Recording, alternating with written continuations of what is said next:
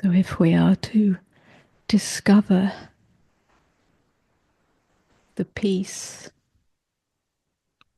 and freedom that is inherent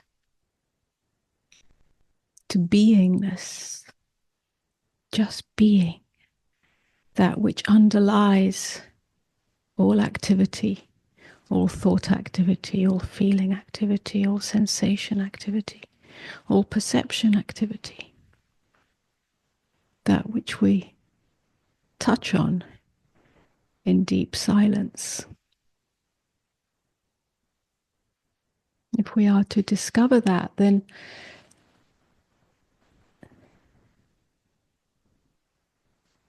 we must embrace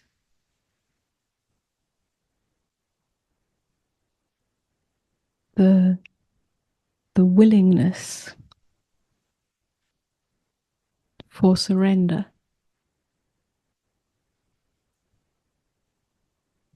Surrender is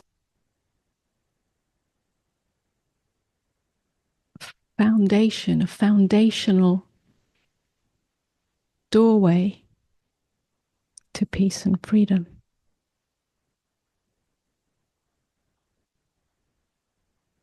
And yet surrender is what the mind struggles with. How do I surrender? And what the mind, the conceptual mind, avoids, resists. Because to the conceptual mind, to the linear mind, it means surrender to something. So one of the most frequent questions that I hear, that comes to me, is how can I surrender, or I don't want to surrender, to pain, to challenging circumstances, and so on. But it's not to anything. You're not surrendering to anything. To surrender to something is like surrendering to the enemy. You're giving up. You're giving up your life force. You're giving up your sovereignty. So why would you want to do that? So you're not surrendering to anything or anyone. You're not surrendering to any phenomenal display, to any appearance. And life, as we perceive it through our senses and our interpretations, is a constant appearance. But you're not being asked to surrender to that. It's a surrender of. That we can just take that add-on away and just say surrender. Let me try and unpack that so that we can understand. When we understand,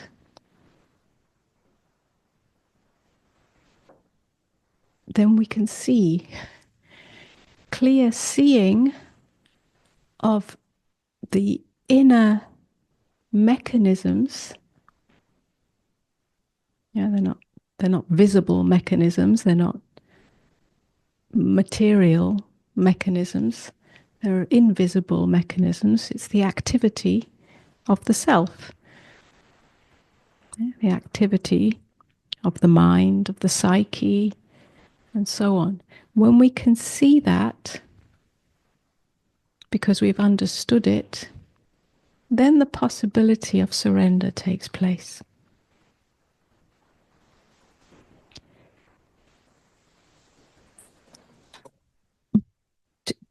To see, clear seeing, is not just intellectual understanding or theoretical understanding. It's to really be sensitive, to become sensitive to the inner activity that forms the prison of self, the prison of me identity. Because that's what we're asking It's a surrender of that. Yes, I'm going to dive into this. It's try and get to the essence of it, or to really understand it.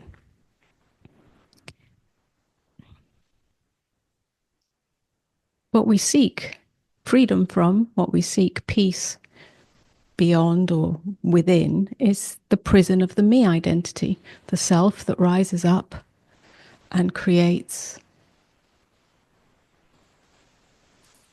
the story of me, the narrative of me, and the narrative of the world, whether that world is to do with relationship, yeah,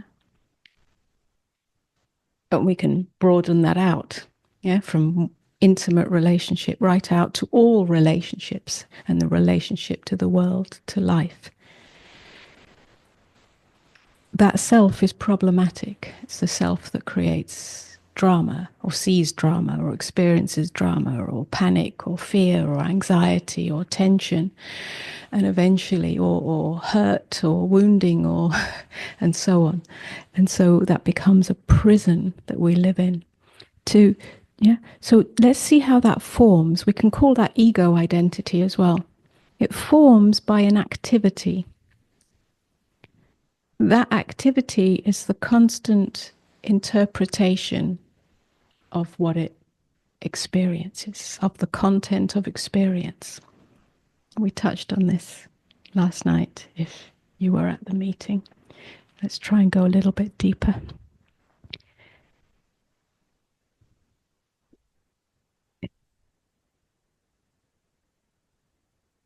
We are not simply aware of experience. We interpret experience, and we interpret experience according to our past experience, our karmic experience, and so on. So we don't see things, we don't experience. When I say see, I mean all perception, sense, sight, touch, taste, sound, feeling, yeah, all of it. So we don't see, we don't experience without filters, without veils. Everything is experienced through the veil of our past or our conditioning, or how we've interpreted that. That constant interpretation is an activity. And that activity starts to become ingrained, starts to become a groove in us. This shouldn't be happening. I shouldn't be feeling this. And then we have a certain feeling or conglomeration of feelings that we really don't want to feel, whether that's sadness or grief or anger or anxiety or whatever feeling it is. And that gets pushed away, gets suppressed. And in that suppression, we overlay it with resistance. And resistance is the opposite of surrender. And resistance creates the tension of the self, the restlessness of the self. So we resist our experience. We divide it into that which we are resisting and that which we are trying to hold on to. Eventually that tension becomes unbearable because that's not peace and that's not freedom. So interpretation leads to interference. Yeah? So we're interfering with our experience. We're suppressing it or controlling it, or we're denying it, or we're bypassing it, or we're distracting, moving away from it, or we're trying to hold on to it so it doesn't change because we like it, we want to feel inspired, we want to feel blissful, and so on. So this creates the divided state, and it creates the ego identity, the ego self.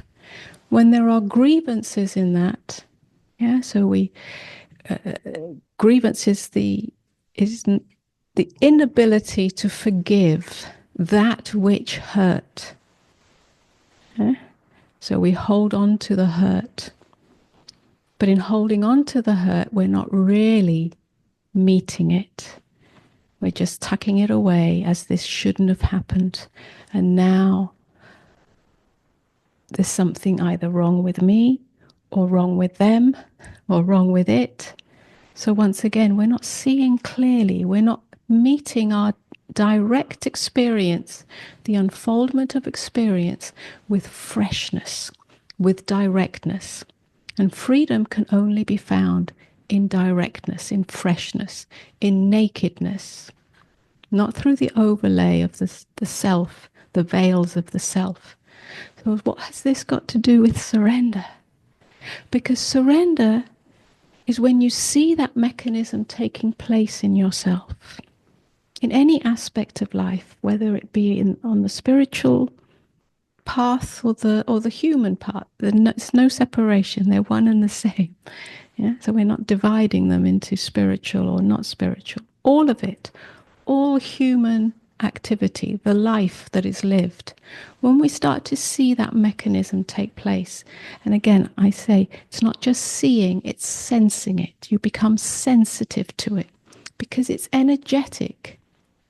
In other words, the activity of interpretation and interference, which is resistance to what is, creates tension, creates tightness, creates a kind of clenched fist somewhere in the mind, in the heart, in the body, because it's all one. Yeah. Seeing it, it's like we're catching it when it takes place, we could say in the mind activity, before it gets lodged into the body, because the body is a representation of mind. So if we're not catching it in mind, it will express itself through body as tension or closure or tightness. And then we say, oh, I've got trauma or pain or wounding in my body. But it's actually started in the mind. Yeah, the body is a representative of mind. It's kind of the final call. Yeah, look over here, look what's happening. So there's no real division here. Yeah? So by seeing the mechanism taking place, because it's an energetic movement, it's either contracting, and in that separating from its experience, separating, this shouldn't be happening to me, this shouldn't be happening out there, I shouldn't be feeling this. It's separated itself. It's separated into subject and object. And so already you are removed from reality. There's me here, and there's that thing, or that feeling, or that circumstance, or that whatever it is, and that shouldn't have happened or shouldn't be happening. So you've split yourself off from reality. Catch that mechanism, see that mechanism, sense that mechanism or activity, and how it creates separation from reality, from intimacy, from the oneness, which is not about oneness between each other. It's not on the horizontal level. It's the oneness with the totality of existence as it unfolds through you. So you're not splitting yourself from it. Yeah? It's simply being experienced, just like a baby does. Yeah? Imagine a newborn baby, or a few months old, or a puppy, or a kitten, or whatever. Yeah? They're not splitting themselves off from the experience. It's totally experienced. It's an energetic, vibrational field, simply moving through this experience, which is experienced through my field of awareness, which isn't my field of awareness, but it feels like that. Yeah. So it's constantly flowing or undulating or vibrating through you. In that, there is no interpretation or interference. There's no holding on to it, and there's no rejecting it. There's no grievance in it. If there's pain, there's pain. If there's heartbreak, there's heartbreak.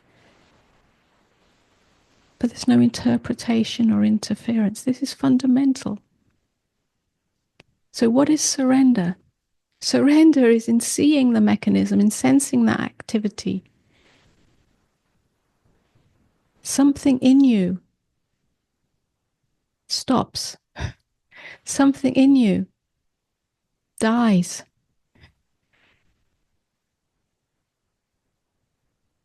Something in you stops giving its allegiance to that activity.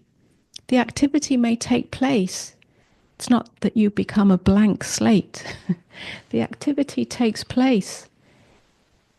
Yeah, a blank slate is kind of like killing the ego. We're not trying to kill anything here. We're not trying to reject anything here. Ego activity will take place until it doesn't. Yeah, it's got its own momentum, and eventually it kind of runs out of steam. Occasionally it may rise up. It's still an activity. It's not something you can totally get rid of because it's not a thing. However, in the seeing and in the willingness to stop following that activity, stop following it, something comes to an end. That is surrender.